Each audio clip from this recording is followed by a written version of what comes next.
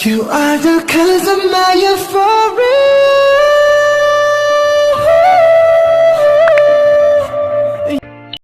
Assalamualaikum warahmatullahi wabarakatuh. Ketemu lagi dengan saya Mita Anissa Surya Fajriani. Di video kemarin kita sudah membahas tentang teori semiotik. Kali ini masih tentang sastra.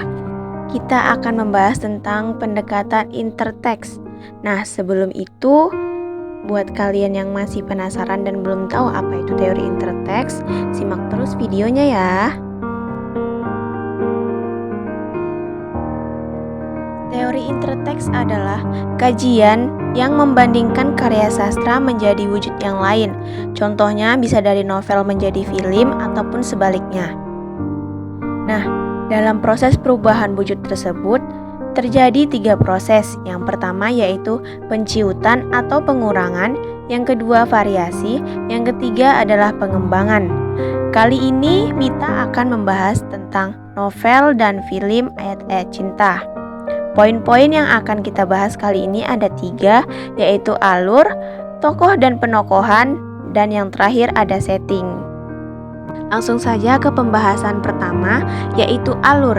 Di dalam alur dalam novel Ayat-Ayat Cinta dan film Ayat-Ayat Cinta ini terjadi pengembangan untuk memperindah jalan cerita dari novel ke film, di mana alur pada novel mempunyai plot yang cenderung berurutan, sedangkan dalam film menggunakan plot flashback atau regresif. Urutan kejadian yang dikisahkan dalam novel ini dalam film tidak kronologis atau berurutan, namun alur keduanya menunjukkan hal yang selaras. Di dalam plot ini juga terjadi penciutan beberapa peristiwa kecil dan dialog kecil dalam film, namun tidak mempengaruhi keseluruhan alur. 2. Tokoh dan penokohan. Pada hakikatnya perwatakan tokoh-tokoh di dalam novel dan film hampir sama, hanya saja terdapat perbedaan pada cara pendeskripsian antar tokohnya, di mana tokoh-tokoh sentral dideskripsikan dengan sangat jelas. Namun selain tokoh sentral, ada beberapa tokoh yang dalam pemaparannya kurang dipaparkan secara kuat di dalam sebuah filmnya. Misalnya tokoh Maria, Nurul, dan Aisyah adalah tokoh yang digambarkan cantik dengan berbagai macam kelebihan di dalam novel tersebut, sedangkan di dalam film tidak terlihat dengan jelas. Namun, kedua penokohan baik dalam novel dan film secara keseluruhan tidak mengandung perbedaan yang sangat mencolok. 3. Setting. Setting tempat pada novel dan film ini terletak di negara Mesir. Latar pada novel dideskripsikan dengan sangat rinci sehingga pembaca yang belum pernah ke Mesir seolah-olah tengah berada di Mesir.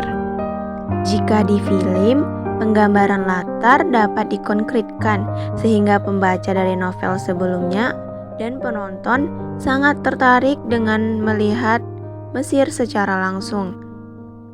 Kesimpulannya bahwa antara novel dan film Ayat-Ayat Cinta mempunyai perbedaan, namun tidak mencolok karena pada film Ayat-Ayat Cinta menganut secara umum novel.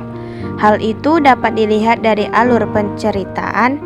Dalam film ada beberapa pengembangan dan variasi dengan dibaliknya posisi peristiwa. Selain itu, tokoh dan penokohan keduanya hampir sama. Bedanya dalam film, tokoh dan penokohan lebih terasa konkret karena divisualisasikan melalui gerak dan gambar. Namun dari perbedaan dan penjelasan yang ada, amanat pada novel dan film Ayat-Ayat Cinta ini tidak ada yang berubah, walaupun ada penciutan dari dialog-dialog. Karena dialog-dialog yang dikurangi atau diciutkan tersebut merupakan dialog-dialog kecil dan tidak mempengaruhi alur. Sampai sini dulu video kali ini, sampai berjumpa di video selanjutnya. Assalamualaikum warahmatullahi wabarakatuh.